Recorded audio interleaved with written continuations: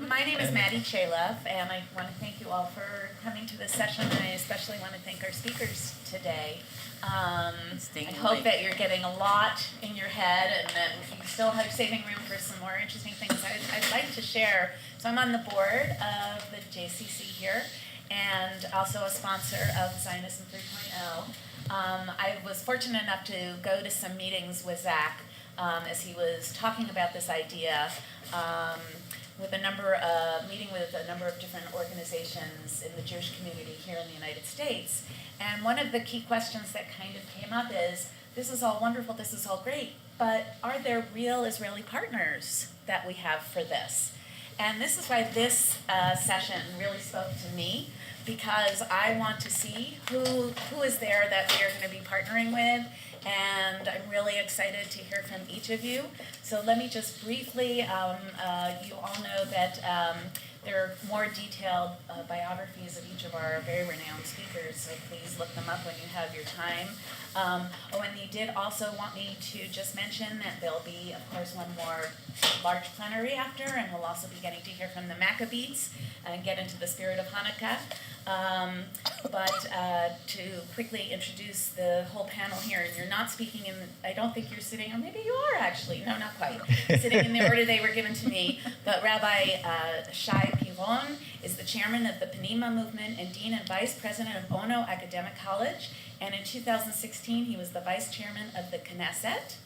Tehila Friedman is a research fellow at the Shalom Hartman Institute and a program director for Shacharit, a think tank promoting a new social covenant in Israel. Efrat Admon is co-founder and head of content and business development for onlife.co.il, a leading Israeli feminist news and magazine website. Aviezer Gellman is the director of division of diaspora Jewry at Amit School Network.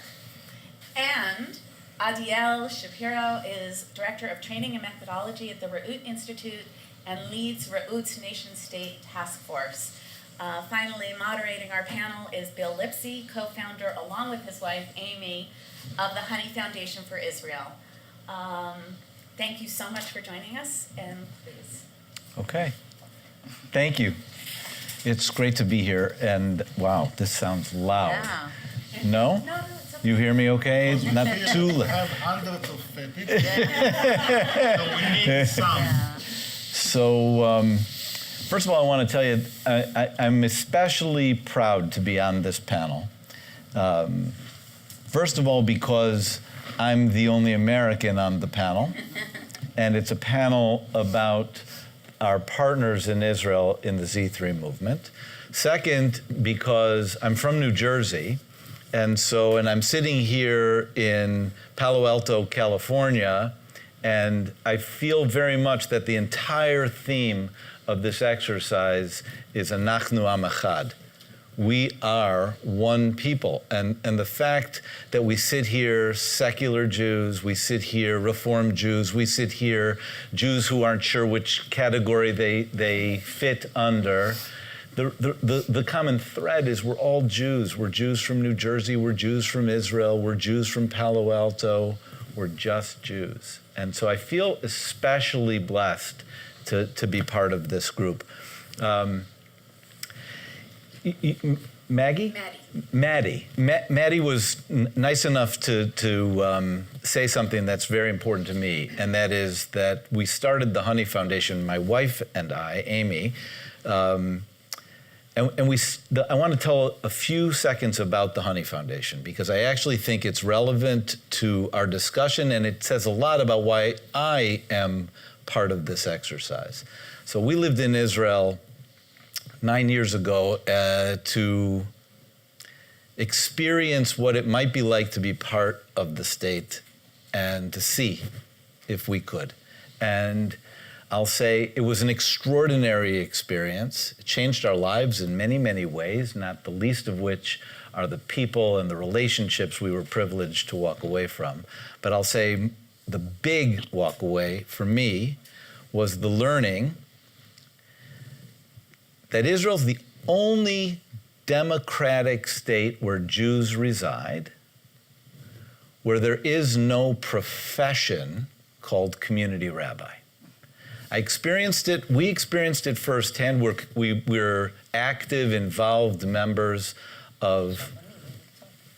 We're active, involved members I of. do it only 22 years. Community rabbis. Okay, so hold on. So you're part of the exception that proves the rule.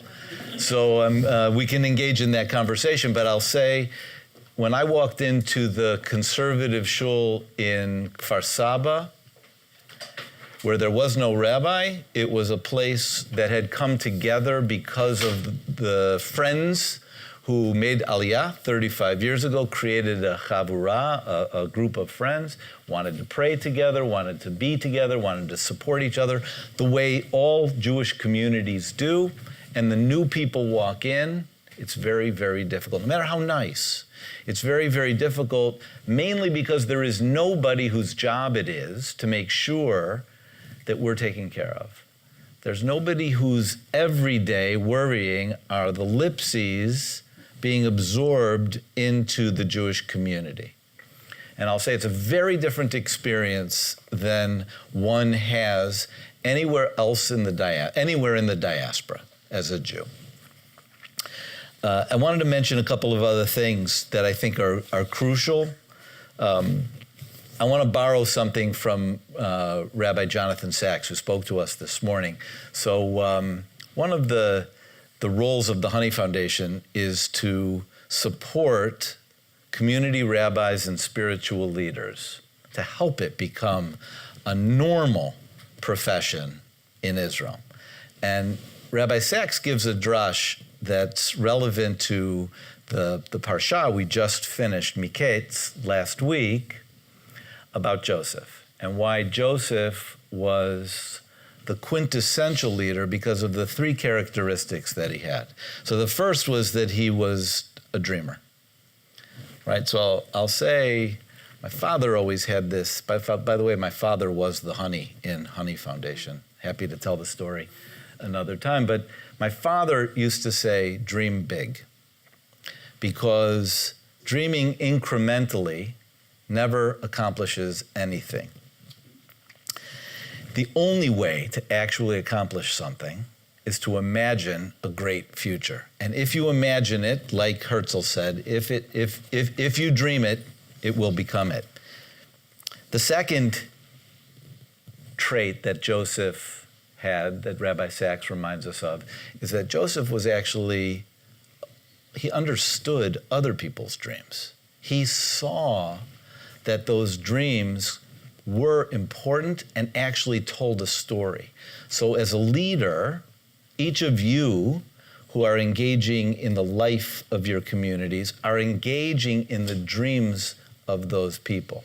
And so I'll say that lesson is crucial. And then third, and I'll argue maybe the most important lesson that Rabbi Sachs reminds us of that Joseph had, and that is he was a guy who could execute. So I'm a business person. I spend most of my life running a business. And I love the dreaming. But I'll say at the end of the day, I'm all about the executing. Because you can have all the dreams you want, but if nobody is going to engage with you and execute on the vision, there is nothing. So what Joseph is reminding us, and Rabbi Sachs is telling us, dreams are important, but without the execution, they're actually just clouds. This is a conference that's actually all about dreaming. Dreaming of our relationship, dreaming of what it can be and what it should be. And so I want to start asking the panel a question. And if okay with you, Efrat, I'm going to pick on you first. So my question, you're looking at me, and you sent me the email. So I want to start with the question: why are you involved in the Z3 movement? Why is this important to you as an Israeli?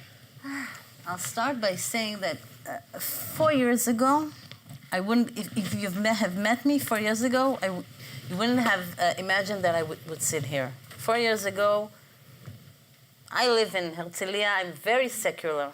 I'm married to a very atheist man. I wasn't preoccupied with my Jewish identity at all. I've heard about other panels before us that talked about in Israel you don't need to think you're Jewish. You just do it.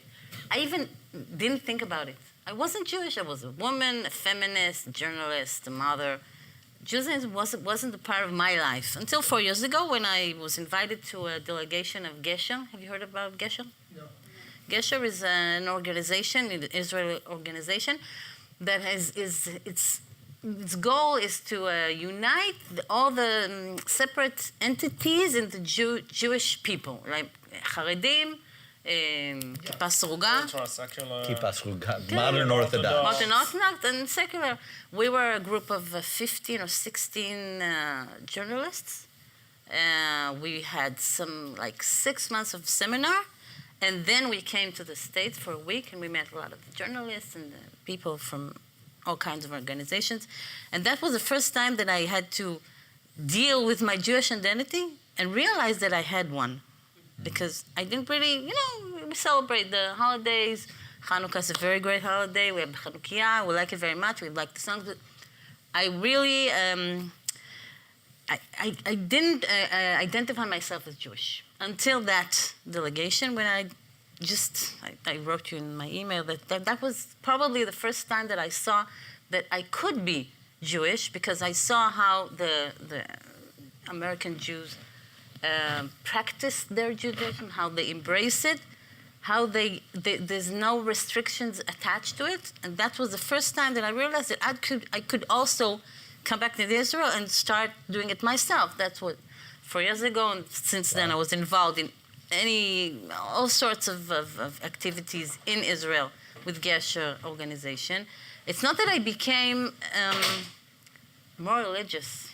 Not at all. I'm not religious. I was always non-religious, but I realized that I have some kind of model that I can use and bring it back to Israel. That's actually the purpose of me being here. I'm not an activist. I'm a feminist activist, but not a religious activist. But I think that I have a chance here to help. There was a panel about the silent majority in Israel. There is a vast majority of Israel that are non-religious or liberal Jews, and I know that I can be a part of it if I have the tools, if I have some people that will help me, because we're a lot of people. A lot of Thank people. you. That's great. That's great. So, by the way, we're a panel, I think, where we have a pretty good range of, in our own practice as 6 Jews. And so, if I could ask you, Shay, as a rabbi, and as a modern Orthodox rabbi, fair assignment? I don't know. So. Okay, so my question for you is the same. What's important to you about participating in this conference, in the Z3 movement? First of all, I think that in the past, when Ben Gurion started our countries, he think that community is a very bad idea. Why? Community is a bad idea? Yes. Why? Because the community is the son of tribe. And when we build a new nation, we want to block the tribe. So the idea of the mamlachtiyut, of the nations, was we started with part, families, nation. Community, it's very bad, because what is community? Community from Sfaradim, community from Ashkenazim, community from feminism, a lot of kinds of tribe. So Ben Gurion want to block. He understood that community is from the galut. It's not the bless of our new nation. If we want to live in Israel, we have to block the community. That's one thing to think about it, okay? He wrong. But I understand why he do it, why he did it, okay? Second point for you, only for you, listen, in every Shabbat, we come home and we take our 2 hands. Today it's father and mother. Tehila. And I'm in charge here of religious and we bless our son and girls, ישמחה אלוהים כאפרים וכמנשה. So, but Ephraim Manasseh, it's very important for me. You know why? Because if you read Sefer Bereshit, after the Dvar Torah of Rabbi Zaks, who care Ephraim and Manasseh? You know something about them? You know any story about them? Some things, you know, you can tell me some things about Ephraim and Manasseh. That's every Shabbat. You stay in your home and you bless your son, please. Will be like Ephraim and Manasseh. You know something about them? They're Yosef's grandchildren. Well, so what now? If you bless the girls, Sarah, Rivka, Rachel, Leah, I think that's Avraham, Yitzhak, and Yaakov. So listen, when you read this book, the Genesis, Bereshit, Ephraim and Manasseh, it's the first brother who will not fight. All the brothers in Sefer Bereshit are fight. Cain ve'Hevel. We don't have the record. We don't know. Okay. We don't know that they fight. Okay. We don't know that they fight. Okay. So listen to me. What father and mother bless the son? Please don't fight. That's the bless. That's the bless. Please don't fight. The girls don't fight anyways. No. Sarah, Rivka, Rachel, Leah, it's not the same story. No, because we know that Avraham has Cain ve'Hevel fight. Avraham fight. Yitzhak fight. Yaakov fight. 12 tribe fight. The first brothers without fight, it's Ephraim and Manasseh.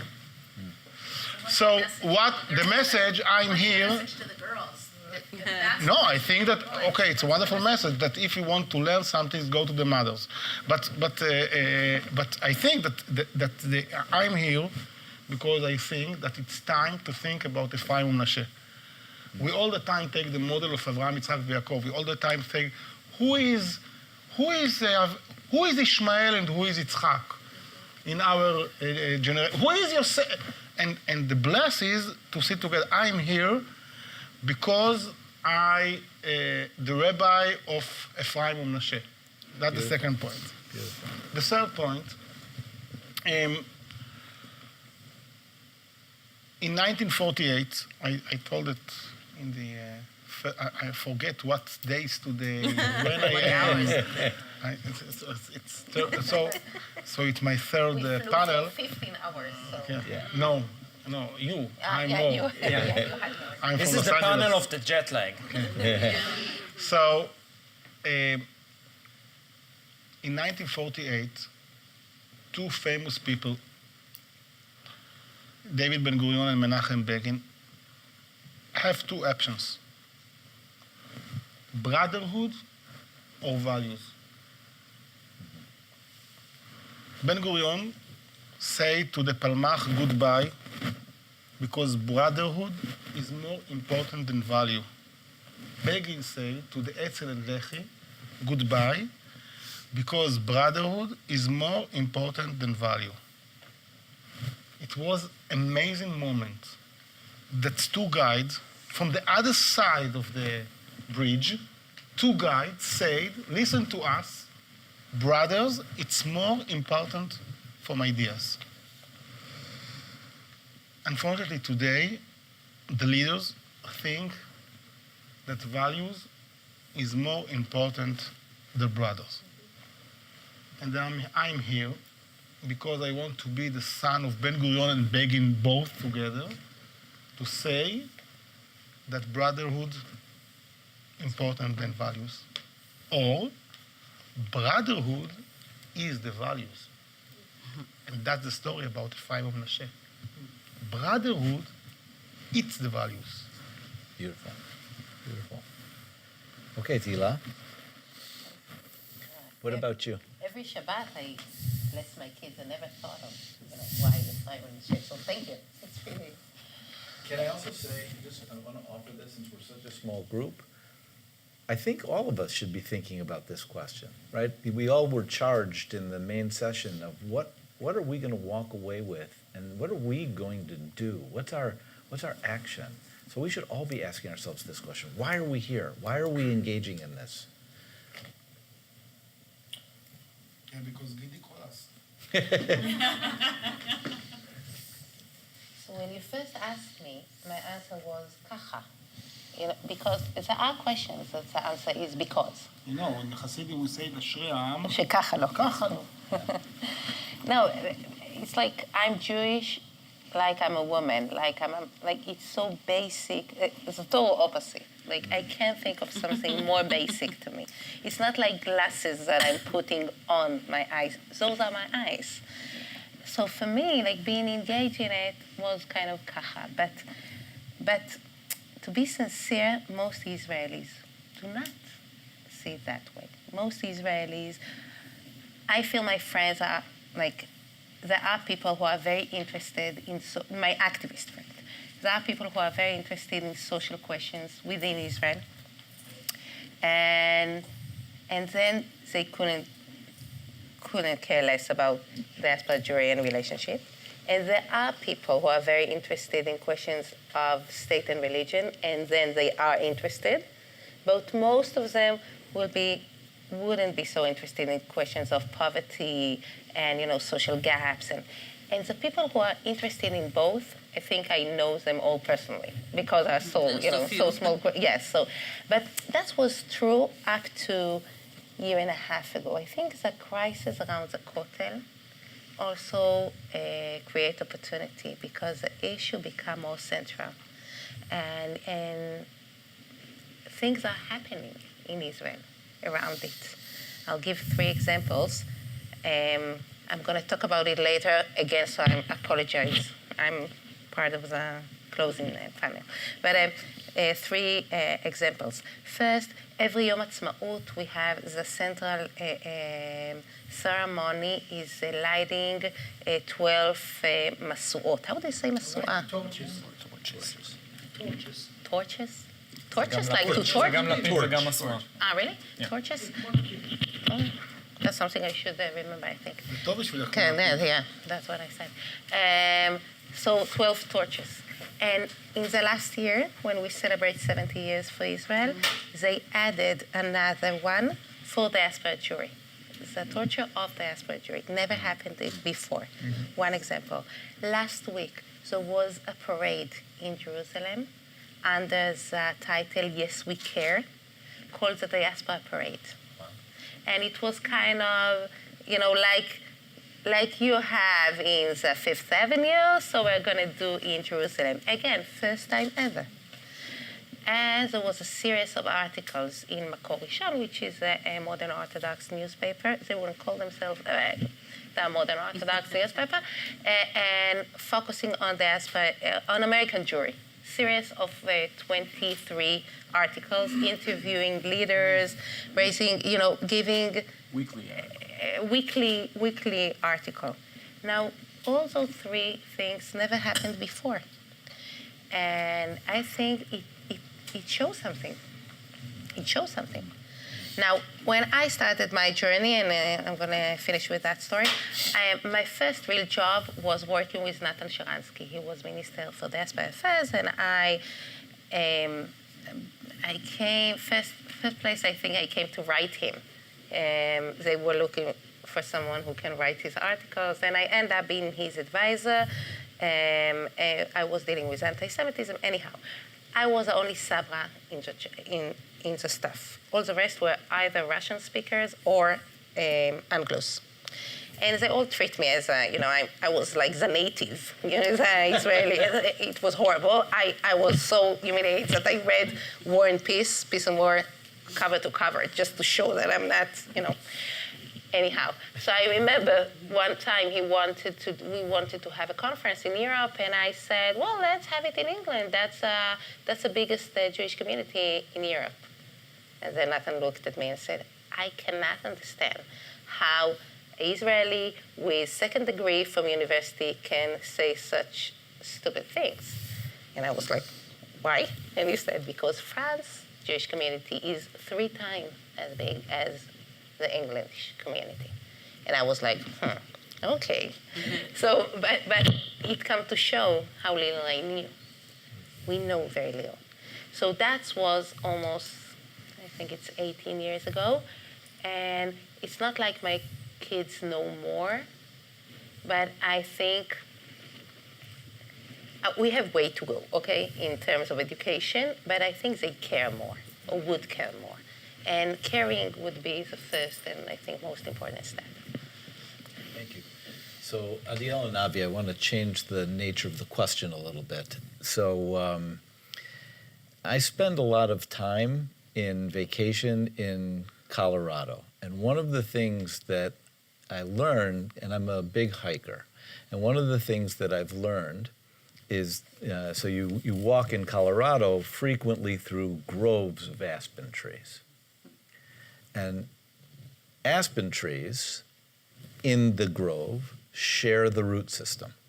So actually, there are groves of aspens that are considered among the world's largest single organisms. They're not individual plants. I wonder if you think about the Jewish people and peoplehood as we're all talking about, I wonder if, as Israelis, do you view all of us as one family? Are we Anachnu Am Echad? Are we one people? Are we one organism? Or are we individual? First of all, I personally, yes, I do see it as one big family. That's the way I grew up. My parents also made Aliyah from the States to Israel, so we're connected family and emotionally to diaspora. And we do care about what's going on. And also growing up, always we're updated what's going on in the educational world, the spiritual world out there. But I think the Israeli kids, the ones that I'm dealing with, don't have that sense. But it's a lack of knowledge, I think, not a lack of care. And when we want to come and educate them, we have to start from scratch, not dive into the dilemmas and discussions and things that the American Jewry is dealing with, but really start from scratch. First of all, what's the diaspora? How many Jews live where? France, Europe. They have no idea. You have no idea what the numbers are about. Second of all, how are we connected? And what challenges they're going through. And then you can start talking about the dilemmas. At the end of the day, if they're not similar to the dilemmas they're going through today, it's going to be the dilemmas going to be going through in 20 years from now, because we always are 20 years behind. So I think I'm optimistic with the right set of programs and the knowledge that we could give those the younger generation, we could build up that sense of one family. Adiel. First of all, they're all here because Road Institute asked them to come. I want to say something more personal than I consider myself as the success story of Zionism in Israel. Because I grew up in a country who's very strong financially, military. She's so strong that she can start doing peace with the who was her enemies. I grew up and then we had this with with Jordan. We have the peace with Jordan and already peace with Egypt. And before that we have wars. And I grew up, we have this peace process with the Palestinians. And I grew up in the good side of the system. Afterwards went to the army, became an officer, and afterwards went to the university, got married, like all those stations of this serving elite in Israel. But until today I started my training in Re'ut, no one ever asked me a question about Jews outside of Israel, except one story. There have been Jews outside Israel and they got murdered in the Shoah, in the Holocaust. Okay, of course, we are learning about 800 years of fabulous Jewish flourishing communities in Poland who vanished. But no one ever told me nothing about a very, very successful story of Jews who went to this golden Medina. I didn't even know this expression. Okay? And they made fabulous things over there. And it's a tree. No one ever told me nothing about it. I can say, yeah, like maybe this things of Soloveitchik. But when you learn Soloveitchik, usually they don't tell you why he was working from New York and not from Israel, and you don't ask too much, okay? Yeah, it's just a text. And when I started to work in Reut, so who then was the director of training, he told me, okay, and I came as a policy analyst after my second degree, and I was a researcher in places, and he told me, what is your Jewish story? And I'm like, what? Like, I'm an Israeli. What do you mean by... No, he told me, what is your Jewish story? And suddenly, I didn't know what to say, because I didn't have like a Jewish story. I only have my Israeli story, which Judaism is a part of it. But it was never like, consider yourself as a member of this peoplehood, as a member of this, like, people who not only live in Israel, but you consider yourself an Israeli, and you have all the, and like, as a part of being an Israeli, I'm also religious and etc., etc. And that was a defining moment for me, because only then I had to ask myself, okay, there are Jews outside of Israel. What do I know about them? Of course, like Tehila said and Aviezer said, I knew nothing, because no one ever told me. Not in the family, because we are very Zionist home. Because my family came from Shlilat HaGalut, okay? They were Zionists, they came like in the 20s and before, and they only want to be in Israel. They give up everything they had before to be here. Not here, to be in Israel. Sham. And, yeah, to be... I'm confused. Sorry. Yeah. Yeah. And the dreidel doesn't help me here, because you have all the options now. and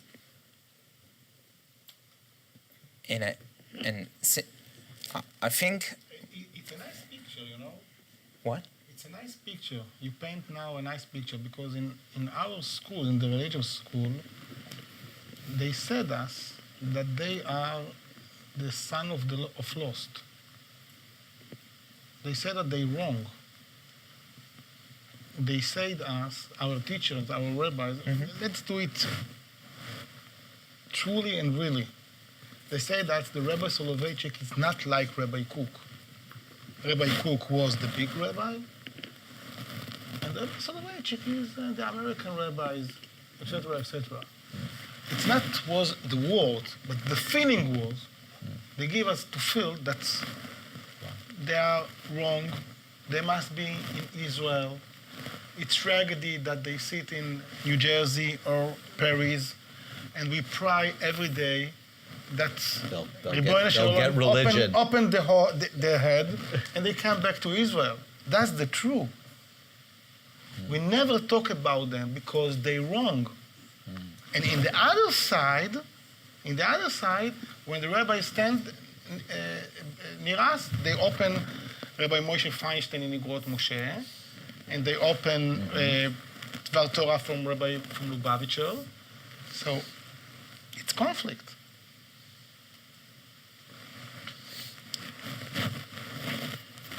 And what I know and what I still experience among the friends I grew up and among the people I serve in reserve with and all the people surround me, like today I'm the weird because I ask them these questions and they tell me, what are you talking about? Because they really, when I have this question, I ask them, like, what is your relationship, or what do you think should be our relationship with Jews outside of Israel, except they don't give us money, okay? They don't do Aliyah, and they don't give us political support. And then they look at me.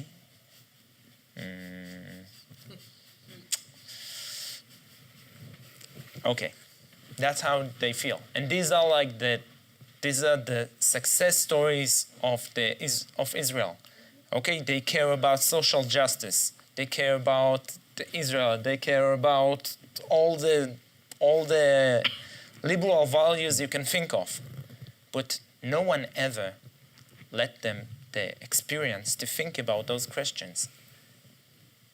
And this is the majority. Okay? We are the 1% who ever sit here. We are really the 1%. Aviezer, it's only on his, איך אתה קורא את זה? רשת חינוכית. School network. We're the only formal school network who deals with diaspora Jewry, educates about diaspora Jewry. The only one in Israel. That's why he's here. Because the others just don't have no one like him. I'm proud of, but fortunate to the only one. Yeah. We have 110 schools, and 55 of them have dealt with this, but we don't know any other schools yet that picked up the issue. So I got asked a question today. I was getting interviewed by Ynet. So the question I got asked is, do you believe, because they hear about what the Honey Foundation is doing, and do you believe that exporting the American model of streams is the answer to Judaism in Israel? And so I said, of course not. I said, of course not. Americans don't know the answers. Americans are only worried that they identify themselves around communities, and Israelis define themselves as Israeli.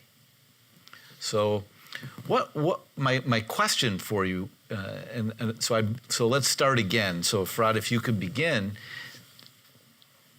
Americans don't vote in Israel. Americans don't pay taxes in Israel. Americans do not generally participate in the IDF in Israel. And yet Americans want to feel some level of involvement in the decisions made that affect Americans. How do you feel about that, and what's possible in that dialogue? Because there's obvious conflict in that dialogue.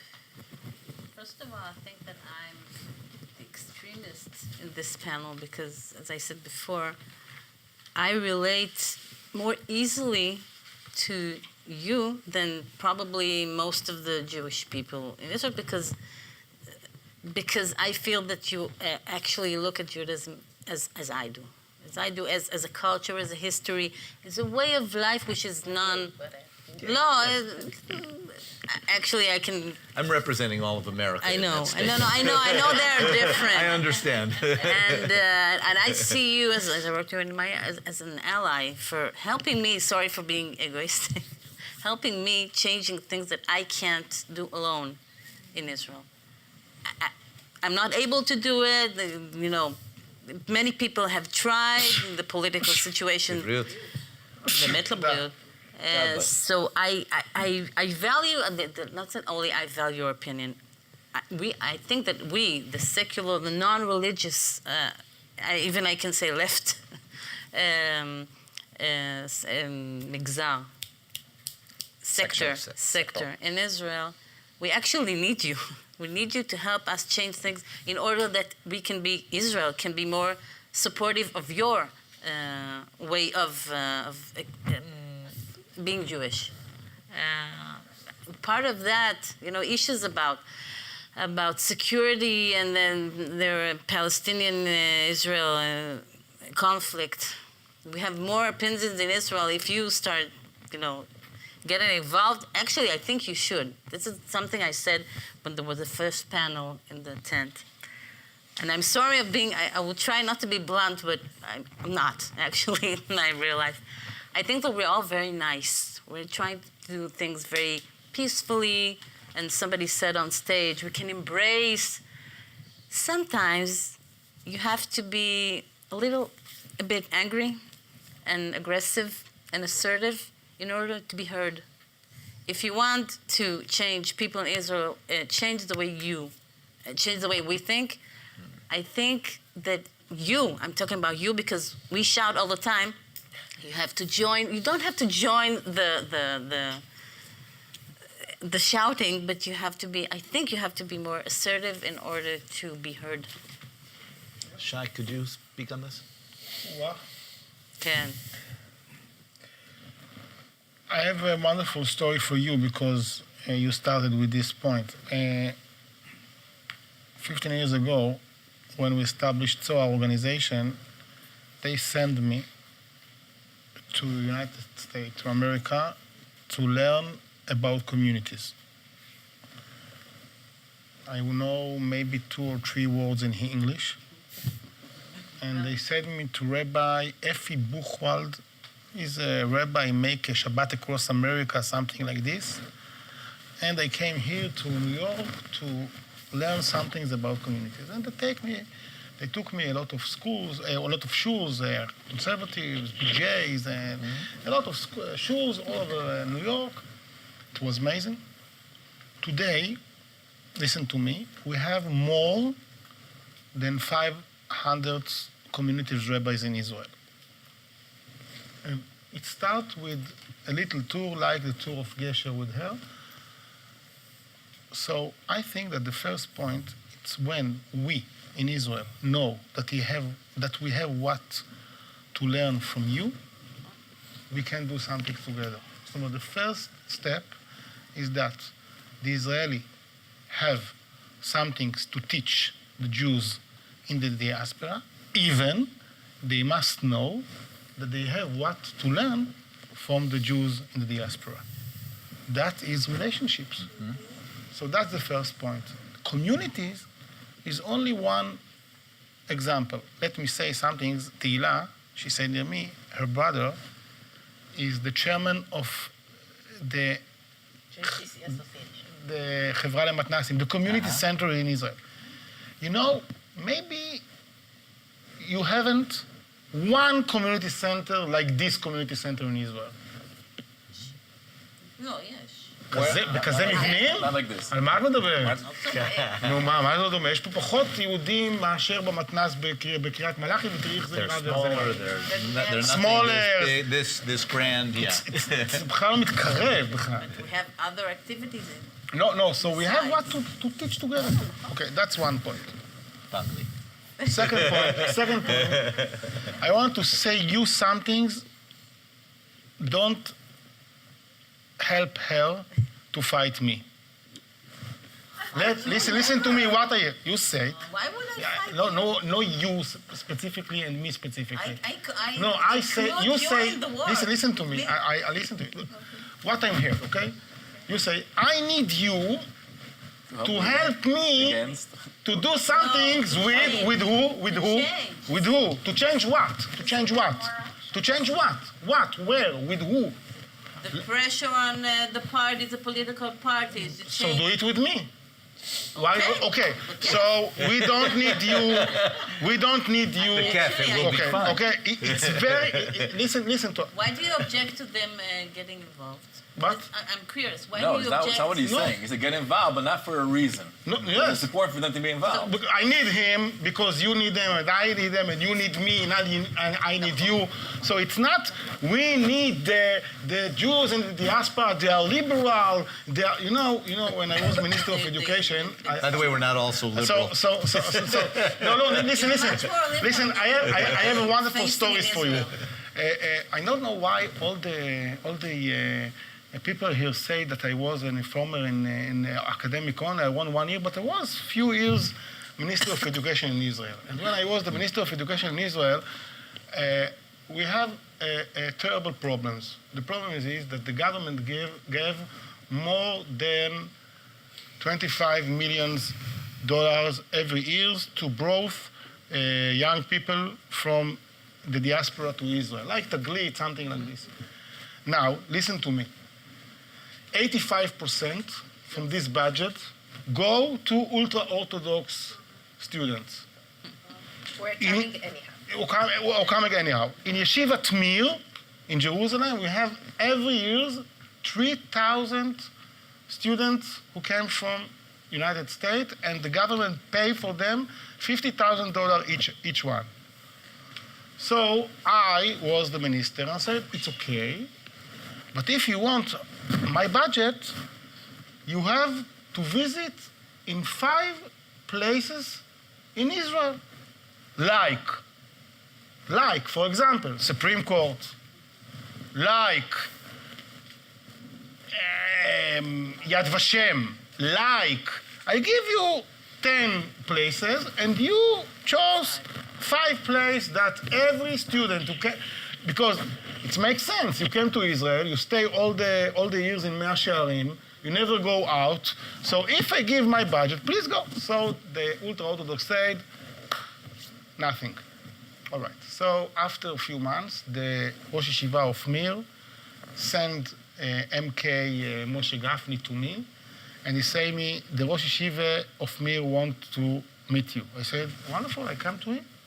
He said, minister from the government can't come to the Yeshiva Mir. I said, okay, so he can come to me. He said, no. Rosh Yeshiva can come to Ministry of Education. So I said, so what do you want? He said, listen, we have a wonderful house in Jerusalem. From one side, they have door in Shari Chesed, and the other side, we have a door to Katamon. You came from this side, and the rabbi came from this side, and you sit together in the salon, and you talk about this problem. He came from this side, and this side, secret, nobody knows, okay? And we sit together, and I ask him, Rabbi, listen to me, this is my money. This is not my money, this is nationality money. You bring students to Israel, something's about Israel, something. You go to Masada, go to, tell me, you know what? You chose the 5 place, no time. He said, no money and no places. Wow. So why I need him? Why we need each other?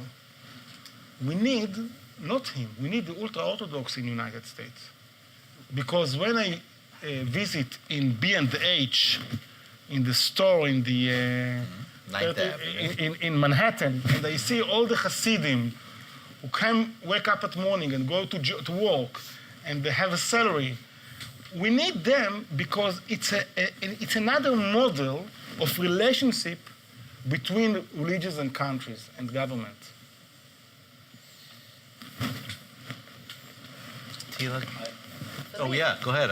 Avi, go ahead. I think it's important for the Jewish, American Jews to be involved with Israel for their sake. This is a part of their Jewish identity, not for our sake, the Israelis. I think it's important for them to be involved, and anybody who's interested in being involved, he's already there. So I'm not threatened by it. So I think it's important, as more involvement, better for both sides.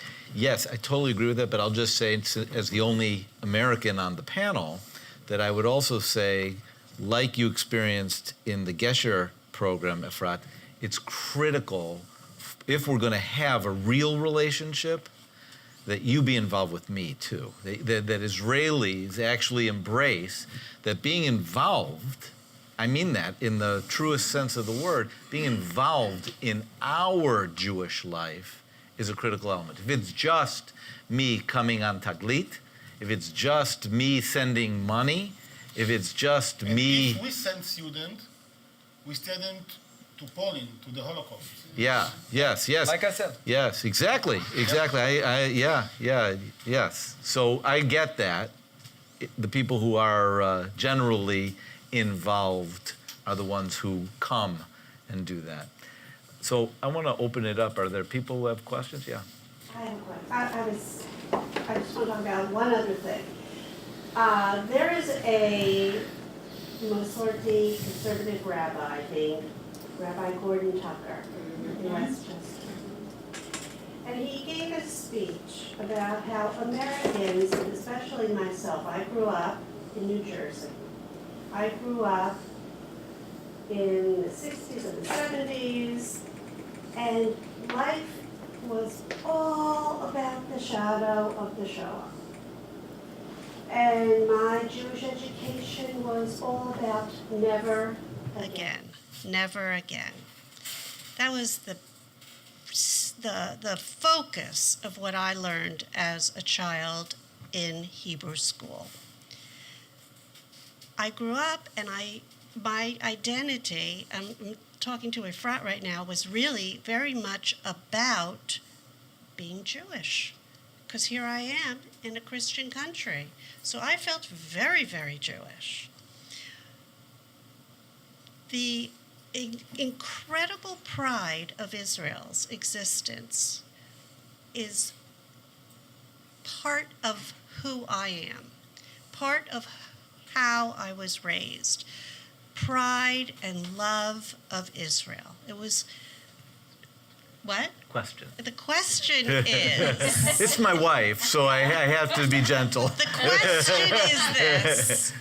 Rabbi Gordon Tucker gave a speech about how we Americans feel like Israelis treat us like it is unrequited love. Do you know what I mean by that? That we love Israel so much, so deeply, but we don't feel loved in return. That's the question about, Do you love us? do you love us? That's really what I'm... Do you that's love really, me? Yes, that's really... Short? Yes. Thank you. No, but I want to say something. Yes. I'm Jerusalemite. It's clear for me that I don't own Jerusalem more than you do. Because, really, seriously, I really feel that. But I want you to take ownership. I want you to be vocal. I want you to with whatever has to do with Judaism, okay? Here, I different from you. I think that things that has to do with security, it's fair to say no taxation without risk. Okay, now it's very hard to draw the line between what has to do with security and what has to do with Judaism because it's very mixed, like the nation-state law, where it fits. It's hard to draw the line, but the line exists. So whatever has to do with Judaism, conversion, questions of marriage, the Kotel, questions of Jerusalem, it's yours. So, like, I don't feel... Also, why can't they express their opinion about what's happening in Israel when it's talking about the nation-state law and everything? Why can't they express... because they don't live in Israel? No, because there is something to be said. So it's sensitive, so stop being so Tehila, now you talk sensitive. to them like Efrat, No. like Efrat from the other side. So you have some problems with conversion, with marriage. No, not because they have problems. I want them Slicha. to talk together about liberalism without problems. How about liberal without problems? But it's How not because to of talk problem, together it's because about it affects our life and it affects our joint I want project. to learn with them Bible, to hear another voice. I want to ask them some things about how you have a family with different kids who go far, far from the parents. Let me know how you relation your family when you have kids who goes with very far from your home. I want to learn from them not only about the problem. I want to learn with them about the vision, about the dreams. If we have the same dreams, we have answer. If we started with the questions, we never have dreams. Start with the conversion, it's to start with fight. Yeah, the What are other the hand, possibilities? It's really So what we'll David fight. Brooks started with today. What are the possibilities? So there was another question. Yes, you No, had I a just- question, Shlomo? I just wanted to Yeah. to ruin the party and to say that we love you. Most of Israelis, I'm sorry to say, don't really care. I know. I'm sorry. But and I want to say But they don't we- care because They they don't They know. don't know. They and don't. that's why they don't care. Yeah. but you know Because what? what? When there was a massacre in Yeah. They don't know you. They don't care because they No, really that's it's not right. like lack No. of care. When there was We a care if massacre, something happens. That's true. But No. a part of that, if you're I have a involved, question for you. no. What's more teenagers, seculars, or modern Orthodox in Israel think about them? That they are luckies? That they live in Palo Alto? to Or, They don't- Or listen to me. a teenager, 17 years old in Herzliya, Yeah. who go to Yuvalim schools, okay? Yeah. Ayuvel, sorry. And they sit איפה and... אתה יודע, אבל? He was Because I was Minister of Education, you know, I know all the... Of course. I can say all the schools in Herzliya, all right? And the name of the principal. No, she left. She left, no, she died. No, the former died. ציפי something. When I was the minister, ציפי something, okay? She It died. seems like there are only 10 schools in Okay, Israel well, that he I knows know in. all the 4,000. Okay. 4,000. Anyway, he goes So to listen, school. and ask them, listen, what is your dreams? To live in Herzliya or to No. live in Palo Alto? Palo Alto, Canada. Okay, so Anyway, that's the in question. Herzliya. No, Sorry. but So it's a wonderful. but- so, no, So but they I love don't. them because But we're not they. talking But I don't them agree not with that. being No, no. Israel. No, We're talking because them. this is like מה אתה the- אומר? חוץ מזה, מישהו- this is the dream you would like to have a dream, because these guys, when they are 18, they go and they draft, To the army. and afterwards they after- stay in Israel, and and they will be afterwards officer? they stay. And after that they But go to again, Berlin. we're talking about No, they Israeli don't go kids. to You know, Berlin. you know, They you don't- know the profile. Listen to me. The profile. No. I know it. The profile. Listen to me. Listen. The profile in Palo Alto. Israelis. You know the profile in Palo Alto or in New Jersey in the 80s was drivers. Was what? Drivers. Drivers. Drivers. They have ספרדים. taxis Okay. or restaurants. Today is young people who finish 8200 It's high tech. and high tech. It's not the same profile. So I'm going to exert. נכון. 50,000 ישראלים בפאלו אלטו והסביבה, 50,000, מדהים. Low. We interrupt. I'm just going to exert privilege of the madrich and turn it over to Shlomo. Thank you. Thank you. It's a pleasure to listen to Israeli argue with each other. So rare. Gam v'gam. מיליון ישראלים. Oh, okay. So my question to you, and maybe it relates to what you talked about, being business person, besides all of this talk and all of these Talmudic arguments, is what action, do you have specific recipe or priorities? What action should Jews in this area take place? What should we do? That's going to be the closing panel. Yeah. Yes. Or conversely, what action are you taking? Like, I'm not familiar with Reut, I don't know what's that. But it's interesting to understand what do you do in terms of your action, and in particular for people that live here, what should we do? I want to say, okay? Each of you can take 2 yeah, minutes on this okay. because I I think it's don't- actually I an only need important, one. critical question. I want you to invent 1 cent from each dollar that is being sent to Israel, okay? And to get to know who gave this cent and why. And if they don't, like he said, okay? If you want to take money, okay? Get to know who is giving you the money. Why? What are they feeling? Why are they giving this money to you and not to the poor people who is not in this area? But I'm sure there are areas who, also. of course. What they say, East Palo Alto, yeah. Someone took an Airbnb over there. Okay. You want examples? And it's very important because during the Kotel crisis, okay, about the agreement on the Western Wall, we ask in Reut, all this philanthropic money go to Israel because people believe in Israel, and no one from the most organizations or municipalities or government or whatever, no one came and stood up and said no. No one came in front of the government and said, okay, we know them, we know what is important for them, and we stand here for them because I care, because they're sending me money, but I understand why. Okay. That's it. Shai, 2 minutes. 1 minute. 1 minute. גם הוא אמר 1 minute and it took 3, I took 3. at least. I have for you 2 examples. First, you know what is Daf Yomi? It's 1 page in the Talmud that a lot of thousands of, hundreds of thousands of Jews learn the same page in the Talmud the same days.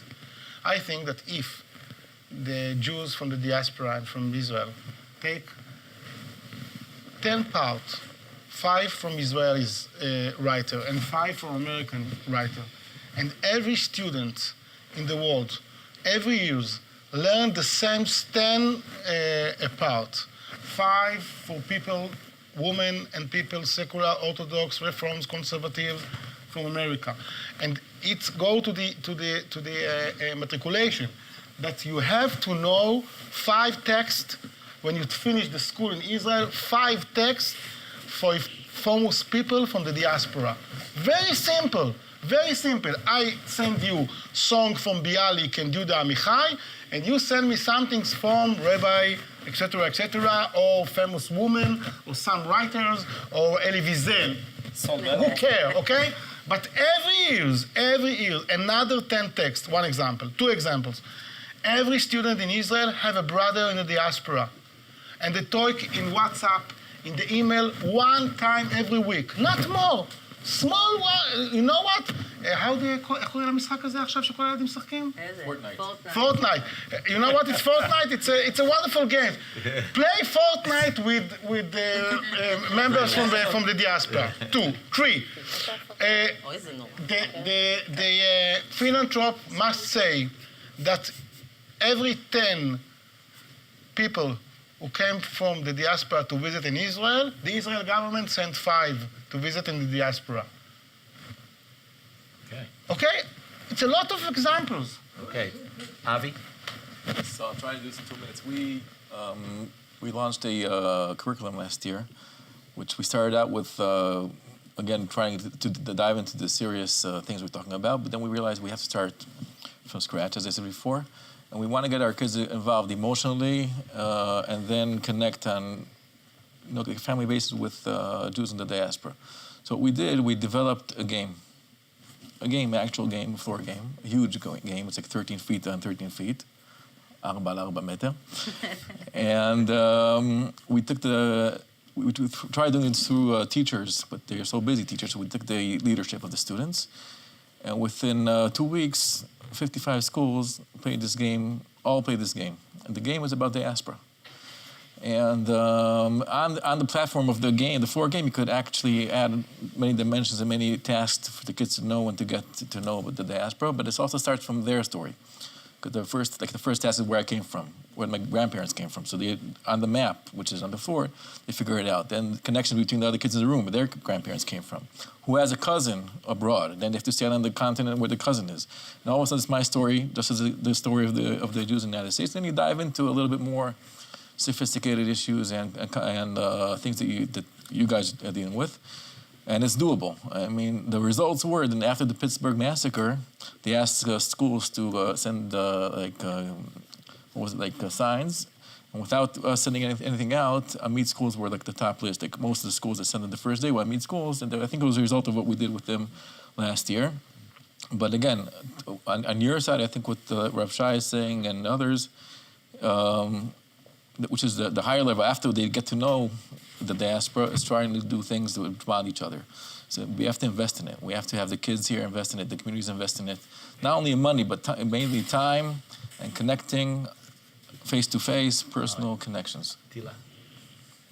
I'm going to talk about it in the last session, so I'm giving my 2 minutes there. Okay. So Right. I'll try not to be shallow, but Two, the best way I know to raise awareness is via the media. That's practically my job, and I know that it's important. The education and the youth and all the activities, they are important. But if you don't raise awareness all the time, if you don't attract attention, not nicely, raise issues. Provocative, yeah.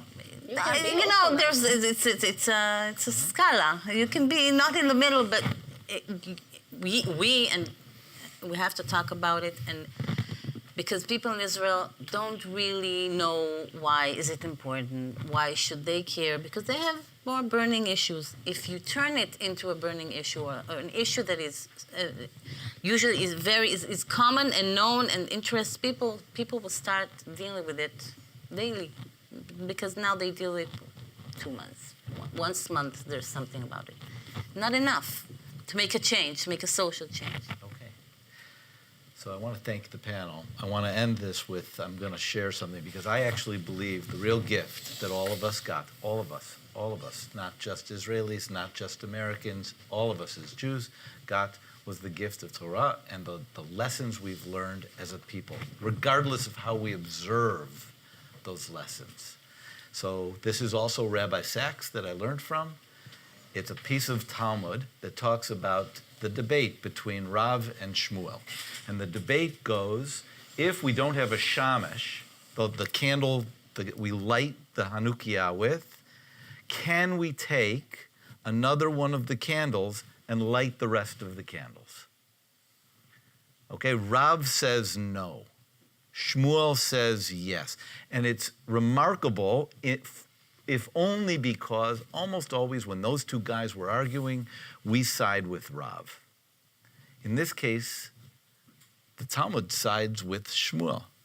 So I do my own riff on what Rabbi Sachs explains. I will explain that it's crucial that we light more lights. It's crucial that we engage like this, that we bring each other into this, that we seek these solutions, that we seek ways to touch more Jews, that we seek ways to bring more Jews to Judaism. It's why I think all of us came to this event.